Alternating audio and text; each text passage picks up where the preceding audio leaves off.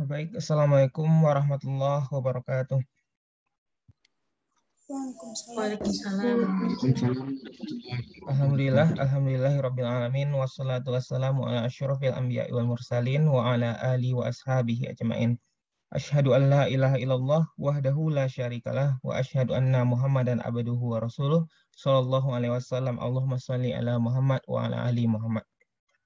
Puji syukur marilah kita ucapkan kepada Allah Subhanahu wa taala yang telah melimpahkan rahmat dan karunia-Nya sehingga kita dapat melaksanakan perkuliahan daring melalui Zoom meeting pada pagi hari ini. Salawat beserta salam tidak lupa kita mohonkan kepada Allah agar selalu dicurahkan kepada Nabi Muhammad SAW. Baik, pada kesempatan kali ini kami dari kelompok 3 akan mempresentasikan mengenai standar isi, yaitunya salah satu materi dari mata kuliah kurikulum fisika sekolah menengah yang diampu oleh Ibu Fani Rahmatina Rahim. Karena itu, izinkanlah kami dari kelompok 3 memperkenalkan diri terlebih dahulu. Kelompok 3 itu terdiri dari 4 orang. Yang pertama itu adalah saya sendiri, Hafiz Al-Mahfuz Agusti, dengan NIM 20033065. Kemudian yang kedua adalah Munawarah Tanzila dengan NIM 20033074. Yang ketiga adalah Nindi Syakila dengan NIM 20033077. Dan yang keempat adalah Puput Winarsih dengan NIM 20033081. Baik, untuk presentasi pertama akan disampaikan oleh Saudari Nindi Syakila. Kepada Saudari Nindi dipersilahkan. Baik, terima kasih kepada moderator. Baiklah teman-teman semua, saya Nindi Syakila akan memulai presentasi kita pada pagi hari ini, yaitu tentang materi pertama, landasan hukum standar isi. Sebelum itu, ada baiknya kita mengetahui dulu apa itu landasan hukum. Landasan sendiri berarti melandasi atau titik tolak, sedangkan hukum yaitu aturan baku yang patut ditaati. Sehingga dapat kita artikan landasan hukum adalah peraturan baku sebagai tempat berpijak atau titik tolak dalam melaksanakan kegiatan-kegiatan tertentu. Sedangkan landasan hukum standar isi yaitu peraturan baku sebagai tempat berpijak atau titik tolak dalam membentuk, mengatur, dan melaksanakan standar isi. Selanjutnya, moderator. Baiklah teman-teman, di sini ada landasan hukum yang digunakan untuk menerapkan 2 buah kurikulum yang telah diterapkan di Indonesia.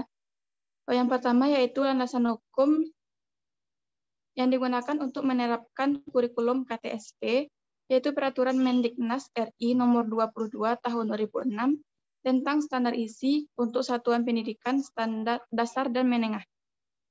Dalam pasal 1.1 disebutkan bahwa standar isi adalah cakupan lingkup materi minimal dan tingkat kompetensi minimal untuk mencapai kompetensi lulusan minimal pada jenjang dan jenis pendidikan tertentu.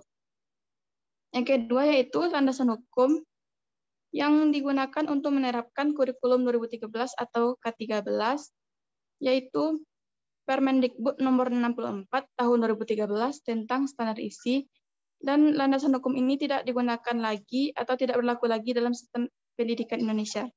Kemudian digantikan dengan Permendikbud nomor 21 tahun 2016 tentang standar isi yang sudah direvisi. Dalam landasan hukum ini disebutkan bahwa standar isi merupakan kriteria mengenai ruang lingkup materi dan tingkat kompetensi peserta didik untuk mencapai kompetensi lulusan pada jenjang dan jenis pendidikan tertentu. Tingkat kompetensi dimulai dari tingkat kompetensi pendidikan anak usia dini. Selanjutnya, moderator.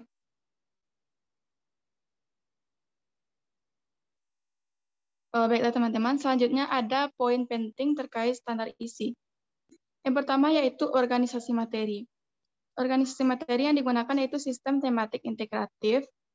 Pembelajaran tematik integratif merupakan pendekatan pembelajaran yang mengintegrasikan berbagai kompetensi dari berbagai mata pelajaran ke dalam sebuah tema tertentu.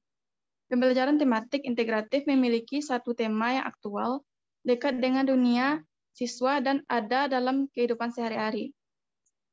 Mengacu pada Permendikbud nomor 24 tahun 2016, pasal 1 disebutkan bahwa pelaksanaan pembelajaran pada sekolah dasar atau madrasah ibtidaiyah dilakukan dengan pendekatan pembelajaran tematik terpadu, kecuali untuk mata pelajaran matematika dan pendidikan jasmani, olahraga, dan kesehatan sebagai mata pelajaran yang berdiri sendiri untuk kelas 4, kelas 5, dan kelas 6 SD. Yang kedua yaitu pendekatan ilmiah. Pendekatan ilmiah yaitu pendekatan yang dapat membantu siswa dalam berpikir kritis sekaligus aktif dalam memecahkan suatu masalah.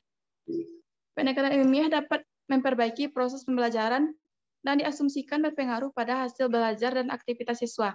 Pendekatan ini meliputi kegiatan mengamati atau observing, menanya atau questioning, mencoba atau experimenting, menalar, associating, dan membuat jejaring atau networking. Yang ketiga yaitu Permendikbud nomor 21 tahun 2016 tentang implementasi KI1 dan KI2 diprioritaskan pada mapel pendidikan agama dan budi pekerti dan pendidikan kewarganegaraan. Poin selanjutnya yaitu untuk mata pelajaran yang lain yang diprioritaskan pelaksanaan KI3 dan KI4. Untuk KI1 dan KI2 dicapai melalui pembelajaran tidak langsung atau hidden curriculum, melalui keteladanan, pembiasaan, dan pembudayaan. Poin selanjutnya yaitu IPA dan IPS pada kelas rendah, include atau digabungkan pada mata pelajaran lain, dan muncul pada kelas tinggi. Kelas tinggi maksud di sini yaitu kelas 4, kelas 5, dan kelas 6 SD. Poin selanjutnya yaitu Permendikbud nomor 24 tahun 2016, mata pelajaran matematika dan PJOK berdiri sendiri pada kelas tinggi. Selanjutnya, moderator.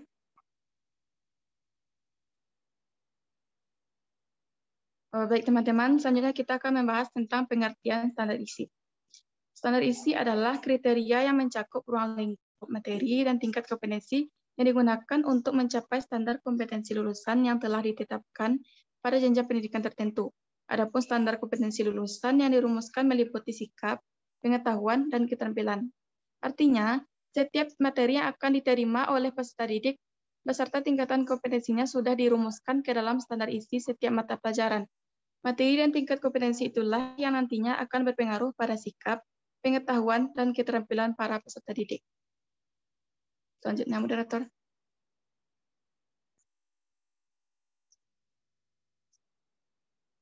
Di sini kita akan membahas tentang tujuan dan fungsi standar isi. Yang pertama yaitu tujuan standar isi. Rumusan standar isi bertujuan untuk meningkatkan kualitas pendidikan melalui pengembangan potensi peserta didik, jalan dengan perkembangan ilmu pengetahuan, kemajuan teknologi, seni, dan budaya sehingga diharapkan bisa mencapai tujuan pendidikan nasional. Selanjutnya yaitu fungsi standar isi. Standar isi berfungsi sebagai acuan guru saat memberikan materi dalam kegiatan pembelajaran. Dengan demikian, materi yang diberikan pada peserta didik selalu berorientasi pada standar kompetensi lulusan. Standar isi bermanfaat memudahkan pengembangan kurikulum untuk merumuskan kurikulum yang sesuai atau cocok di tiap jenjang pendidikan. Baiklah, mungkin hanya itu yang dapat saya sampaikan pada presentasi kali ini. Selanjutnya saya kembalikan kepada moderator.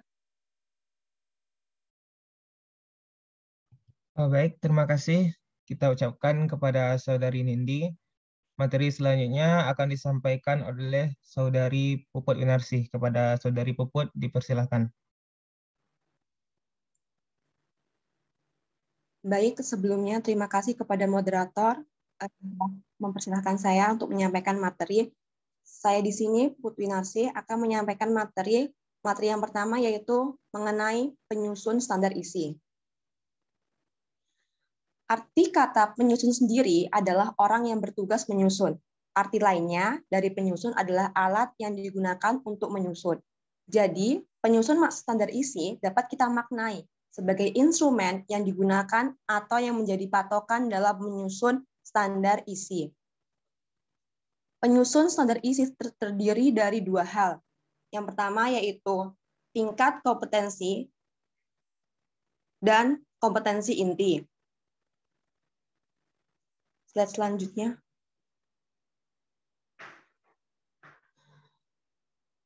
Yang pertama, satu, tingkat kompetensi. Tingkat kompetensi ini menunjukkan bahwa kompetensi yang harus dilalui di tiap jenjang pendidikan. Berdasarkan Permendikbud nomor 21 tahun 2016, terdapat 4 tingkat kompetensi di tiap jenjang pendidikan. Yang pertama yaitu di tingkat pendidikan anak. Di tingkat pendidikan anak, terdapat di jenjang pendidikan yaitu Taman Kanak-kanak atau RA. Yang kedua yaitu pada tingkat pendidikan dasar. Di tingkat pendidikan dasar dibagi menjadi 2, yaitu pada jenjang pendidikan SD atau MI atau sekolah dasar luar biasa atau paket A. Dan tingkat pendidikan dasar pada jenjang yang kedua yaitu pada sekolah menengah pertama atau MTS atau SMPLB atau paket B. Dan tingkat kompetensi yang keempat yaitu pada tingkat pendidikan menengah, yaitu pada jenjang pendidikan SMA, sekolah menengah atas atau MA atau SMA LB atau paket C. Slide selanjutnya. Penyusun standar ISI yang kedua yaitu kompetensi inti. Kompetensi inti adalah kompetensi yang bersifat generik atau umum dan terdiri dari 4 dimensi yang menjadi representasi 4 sikap, yaitu sikap spiritual, sosial, pengetahuan, dan keterampilan. Slide selanjutnya. Kompetensi inti ini dirumuskan sesuai dengan tingkat kompetensi peserta didiknya. Berdasarkan Permendikbud nomor 21 tahun 2016, kompetensi inti pada setiap tingkat kompetensi ditunjukkan pada tabel berikut. Yang pertama yaitu tingkat pendidikan dasar. Pada tingkat pendidikan dasar, yang pertama itu pada kelas 1 sampai kelas 6 SD atau MI, SDLB atau paket A. Pada tabel yang telah disajikan, kompetensi inti yang pertama yaitu mengenai sikap spiritual. Kompetensi yang harus dijalankan yaitu menerima, menjalankan, dan menghargai ajaran agama yang dianutnya. Sedangkan kompetensi inti pada sikap sosial ini menunjukkan perilaku yang harus dilakukan, yang harus dipenuhi. Yang pertama yaitu perilaku jujur, disiplin, santun, percaya diri, peduli, dan bertanggung jawab dalam berinteraksi dengan keluarga, teman, guru, tetangga, dan negara. Kompetensi inti pada pengetahuan,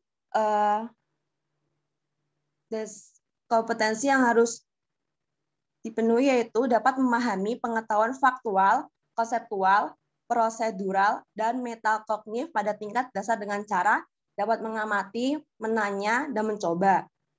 Berdasarkan rasa ingin tahu tentang dirinya, makhluk ciptaan Tuhan dan kegiatannya, dan benda-benda yang dijumpainya di rumah, di sekolah, dan tempat bermain. Dan kompetensi yang terakhir yaitu mengenai keterampilan. Ini menunjukkan keterampilan berpikir dan bertindak.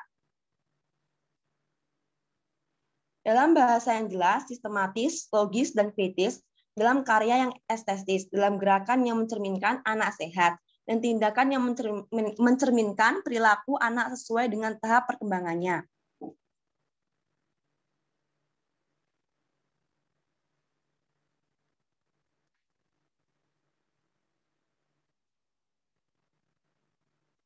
Lalu yang kedua ini merupakan jenjang kedua pada tingkat pendidikan dasar, yaitu tingkat kelas 7 sampai kelas 9 sekolah menengah pertama atau MTS atau SMPLB atau paket B.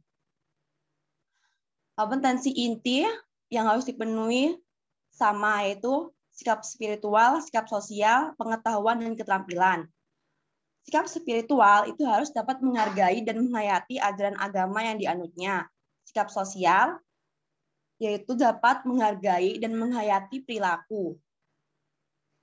Atau dapat diartikan dapat memenuhi perilaku yang seperti jujur, disiplin, santun, percaya diri, peduli, dan bertanggung jawab dalam berinteraksi secara efektif, sesuai dengan perkembangan anak di lingkungan, keluarga, sekolah, masyarakat, dan lingkungan alam sekitar, bangsa, negara, dan kawasan regional. Kompetensi inti yang ketiga yaitu pengetahuan. Dalam pengetahuan, siswa harus dapat memahami dan menerapkan pengetahuan faktual, konseptual, prosedural, dan metakognitif pada tingkat teknis dan spesifik sederhana berdasarkan rasa ingin tahu tentang ilmu pengetahuan, teknologi, seni, dan budaya dengan wawasan kemanusiaan, kebangsaan, dan kenegaraan terkait fenomena atau kejadian yang tampak pada mata. Dan kompetensi inti yang terakhir yaitu mengenai keterampilan. Pada keterampilan ini menunjukkan keterampilan menalar, mengolah, dan menyaji secara kreatif, produktif, kritis, mandiri, kolaboratif, dan komunikatif dalam ranah yang konkret dan ranah yang abstrak sesuai dengan yang dipelajari di sekolah dan sumber lain yang sama dalam sudut pandang teori. Baik, hanya ini yang dapat saya sampaikan. Saya kembalikan kepada moderator. Terima kasih kita ucapkan kepada Saudari Puput yang telah menjelaskan materi sebelumnya. Selanjutnya presentasi akan disampaikan oleh Saudari Munawarah Tanzila. Kepada Saudari Zila dipersilahkan. Baik, terima kasih kepada moderator yang telah mempersilahkan saya menyampaikan materi selanjutnya mengenai kompetensi inti untuk setiap tingkatannya. Nah, yang berikut ini tingkatan pendidikan menengah untuk kelas 10 sampai kelas 12 sekolah menengah atas atau SMA atau SMA LB atau paket C. Yang pertama, isi kompetensi intinya tidak beda jauh dari tingkatan yang sebelumnya tentang sikap spiritual. Itu deskripsi kompetensinya mengenai menghayati dan mengamalkan ajaran agama yang dianutnya. Jadi setiap peserta didik itu diberi penekanan atau ilmu agama sesuai ajaran agama yang masing-masing mereka anut. Yang kedua itu ada sikap sosial.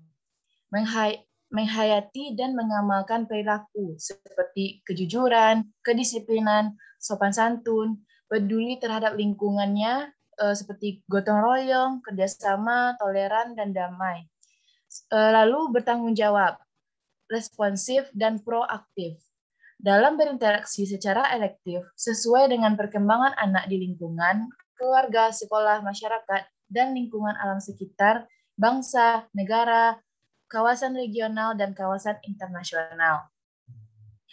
Kompetensi inti selanjutnya yaitu pengetahuan. Dalam pengetahuan ini, kita harus memahami, menerapkan, menganalisis, dan mengevaluasi pengetahuan faktual, konseptual, prosedural, dan metakognitif pada tingkat teknis, spesifik, detail, dan kompleks berdasarkan rasa ingin tahunya tentang ilmu pengetahuan, teknologi, seni, budaya, dan humaniora. Dengan wawasan kemanusiaan, kebangsaan, kenegaraan, dan peradaban terkait penyebab fenomena dan kejadian, serta menerapkan pengetahuan pada bidang kajian yang spesifik sesuai dengan bakat dan minatnya untuk memecahkan masalah. Lalu ada keterampilan. Di keterampilan ini, kita dituntut untuk menunjukkan keterampilan seperti menalar, mengolah, dan menyaji secara efektif, kreatif, produktif, kritis, mandiri, kolaboratif, komunikatif, dan solutif. Dalam ranah konkret dan abstrak terkait dengan perkembangan dari yang dipelajari di sekolah, serta mampu menggunakan metode sesuai dengan kaidah keilmuannya. Lanjut, moderator. Nah, Ini untuk tingkatan kelas 10 sampai kelas 12 sekolah menengah kejuruan. Yang pertama sama, kompetensi intinya itu di bidang sikap spiritual. Menghayati dan mengamalkan ajaran agama sesuai yang dianut oleh masing-masingnya. Lalu sikap sosial, juga menghayati dan mengamalkan perilaku jujur, disiplin, santun, peduli gotong royong, kerjasama, toleran, dan damai. Bertanggung jawab, responsif, dan proaktif melalui keteladanan, pemberian nasihat, penguatan, pembiasaan, dan pengkondisian secara berkesinambungan, serta menunjukkan sikap sebagai bagian dari solusi atau berbagai permasalahan dalam berinteraksi secara efektif dengan lingkungan sosial dan alam, serta dalam menempatkan diri sebagai cerminan bangsa dalam pergaulan dunia. Selanjutnya itu ada pengetahuan, di mana di sini memahami, menerapkan, dan menganalisis, serta mengevaluasi pengetahuan faktual, konseptual, prosedural, dan metakognitif pada tingkat teknis. Spesifik juga, detail dan kompleks dalam ilmu pengetahuan, teknologi, seni, budaya, dan humaniora, dengan wawasan kemanusiaan, kebangsaan, kenegaraan, dan peradaban terkait penyebab fenomena dan kejadian pada bidang kerja yang spesifik untuk memecahkan masalah. Lalu ada keterampilan. Keterampilan ini menunjukkan keterampilan menalar, mengolah, dan menyaji secara efektif, kreatif, produktif, kritis, mandiri, kolaboratif, komunikatif, dan solutif dalam ranah konkret dan abstrak terkait dengan pengembangan dari yang dipelajari di sekolah, serta mampu melaksanakan tugas spesifik di bawah pengawasan langsung. Lanjut, moderator. Lalu di sini ada perbedaan kompetensi inti antara kurikulum 13 dengan kurikulum 13 revisi. Yang pertama di tingkat di kompetensi inti sikap spiritual. Di deskripsi kompetensi kurikulum 2013 ini menerima SD tingkat 1, 2, 3, menghargai sesuai dengan tingkatannya juga yang bisa teman-teman lihat pada slide ini, menjalankan, menghayati, mengamalkan. Lalu direvisi ke kurikulum 13 revisi menerima itu untuk tingkat SD, menghargai tingkat SD, SMP, menjalankan untuk tingkat SD, menghayati untuk tingkat SMP, SMA, lalu mengamalkan pada tingkat SMA. Pada sikap sosial itu deskripsi kompetensinya menunjukkan pada SD tingkat 1, tingkat 2-nya, menghargai, menghayati, dan mengamalkan. Direvisi pada menunjukkan itu untuk tingkat SD, menghargai untuk tingkat SMP, menghayati tingkat SMP dan SMA, lalu mengamalkan untuk SMA. Dan selanjutnya itu di bidang pengetahuan. Itu ada juga memahami, menerapkan, menganalisis, dan mengevaluasi sesuai tingkatannya. Direvisi kembali menjadi memahami itu untuk tingkat SD, SMP, SMA, menerapkan untuk SMP, SMA, menganalisis, dan mengevaluasi untuk tingkat SMA.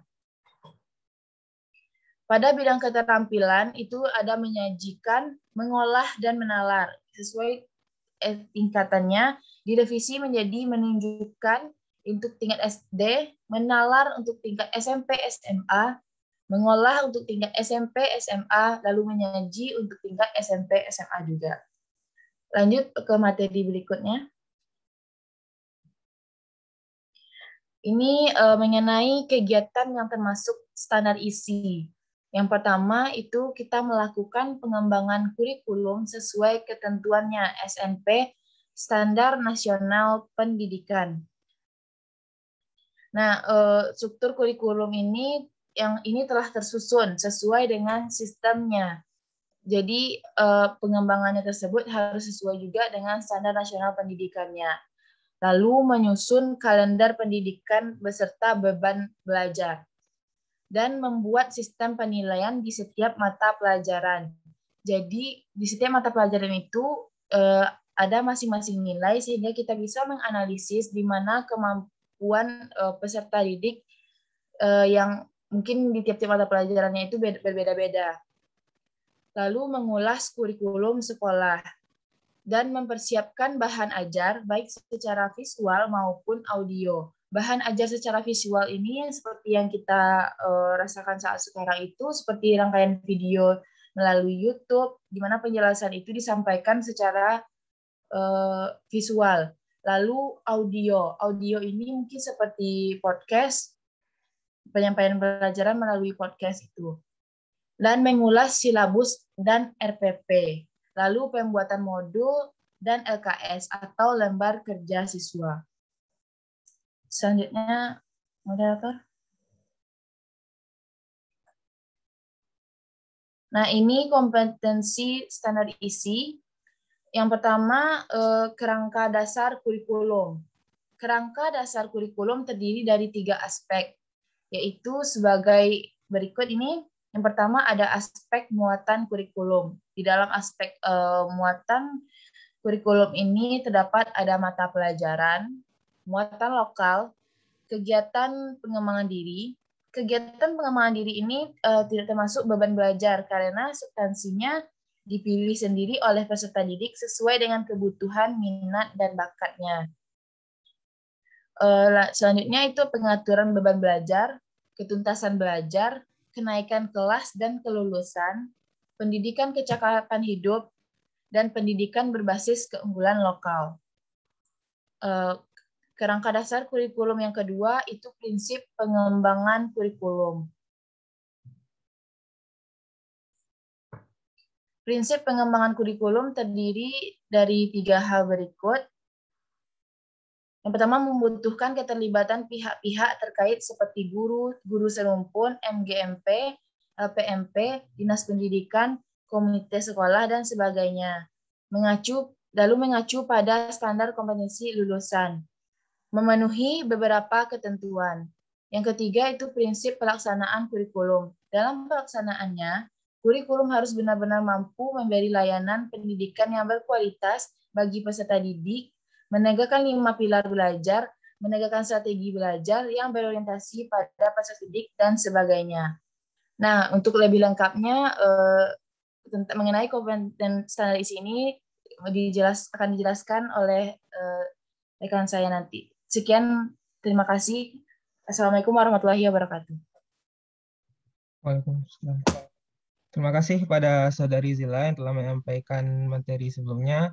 Selanjutnya materi itu akan saya lanjutkan sendiri mengenai melanjutkan materi sebelumnya, yang ini adalah komponen standar isi. Komponen standar isi yang kedua itu adalah struktur dari kurikulum. Struktur kurikulum itu terdiri dari 2 aspek. Yang pertama itu adalah isi struktur kurikulum. Yang kedua adalah standar kompetensi dan kompetisi dasar. Artinya struktur kurikulum ini adalah bisa kita artikan sebagai sesuatu yang menyusun dari kurikulum tersebut. Yang mana yang menyusun itu adalah isi struktur kurikulum dan standar kompetensi dan kompetisi dasar. Untuk isi struktur kurikulum sendiri terdiri dari 4. Yang pertama itu adalah terdiri dari 10 mata pelajaran umum dan muatan lokal disertai alokasi waktunya. Jadi pada kurikulum tersebut terdapat 10 mata pelajaran umum yang diberikan kepada siswa, kemudian ada juga diberikan muatan lokal. Kemudian selanjutnya isi struktur kurikulum itu adalah struktur kurikulum harus mampu menunjang pengembangan diri peserta didik. Artinya, kurikulum ini harus bisa mengembangkan atau meningkatkan pengembangan diri peserta didik itu. Itulah yang harus dituntut terdapat pada struktur kurikulum. Yang ketiga, yakni adalah memiliki referensi umum. Artinya, isi dari struktur kurikulum ini memiliki referensi yang terpercaya, yaitu adalah referensi umum yang ada pada saat ini. Kemudian yang terakhir, isi dari struktur kurikulum adalah mampu melaksanakan program pengembangan diri. Selain tadi bisa menunjang pengembangan diri peserta didik, struktur kurikulum juga diharapkan dapat melaksanakan program pengembangan diri tersebut. Selanjutnya, komponen standar isi yang ketiga adalah beban belajar. beban belajar terdiri dari beberapa aspek berikut. Yang pertama yaitu adalah tatap muka. Tatap muka dengan mengacu pada 3 ketentuan berikut. Yang pertama, 1 jam pelajaran dilakukan selama 40 menit. Setiap minggu, jumlah jam pelajarannya minimal adalah 32 jam. Artinya dalam 1 minggu itu siswa dan guru berinteraksi atau melakukan proses belajar mengajar selama 32 jam. Jadi jumlah minggu efektif per tahun minimal 34 minggu. Artinya ketika jumlah minimal per tahun itu mencapai 34 minggu, pembelajaran dapat dikatakan sebagai pembelajaran yang efektif. Kemudian ada juga aspek dari beban belajar, yaitu adalah penugasan terstruktur. Penugasan terstruktur bertujuan untuk mengarahkan peserta didik agar bisa mencapai SKL atau standar kompetensi lulusan. Kemudian yang ke-C dari aspek beban belajar, yakni adalah kegiatan mandiri tidak terstruktur. Kegiatan ini disusun oleh guru agar peserta didik bisa mencapai kompetensi tertentu. Waktu penyelesaiannya dilimpahkan sepenuhnya kepada peserta didik. Artinya, gurulah yang memberikan kegiatan mandiri tidak terstruktur ini kepada siswanya dalam waktu yang tidak ditentukan atau bisa diserahkan kepada peserta didik dalam jangka waktu tertentu.